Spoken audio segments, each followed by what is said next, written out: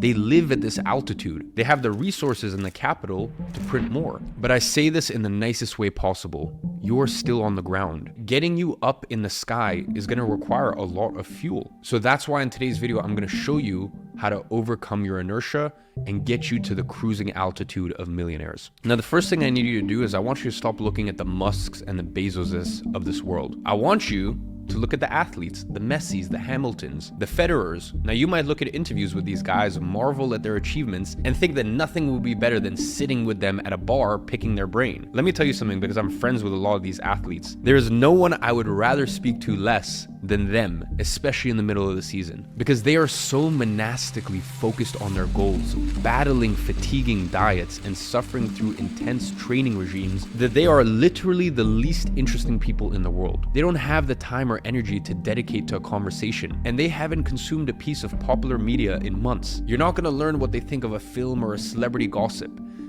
They are in their bed at 9 p.m. every night and treating their bodies like a temple. In other words, these people aren't well-rounded. They don't do moderation. And guess what? To make your first million, that's what's required of you. You need to remove the idea that you're going to be this perfectly well-rounded gentleman just dancing and sauntering through life. If you are serious about making real money, you need to accept that everything you do needs to be singularly focused when you're first starting out. And before this starts to sound too much like inspiration porn, I need you to understand that this isn't the ideal human state. Humans need social interactions.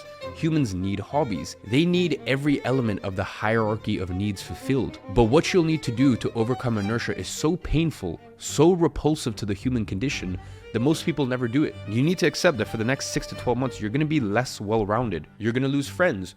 You're not going to learn that language that you've always wanted to, or you're not going to hit your personal bests in the gym. Once you think of your life like that flight, it's easier to understand.